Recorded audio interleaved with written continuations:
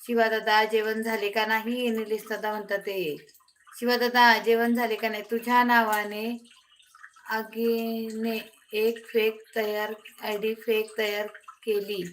हो हो हो तयार केली ताई. तुम्ही काही लक्ष देऊ नका. त्या आयडी आली की ब्लॉक करून टाका बरं.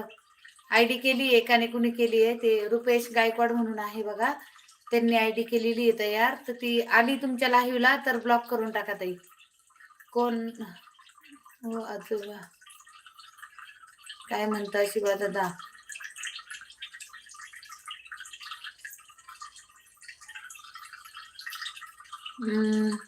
अगं फोटो पण आहे तुझा, पण हा नाही दुसरा फोटो आहे.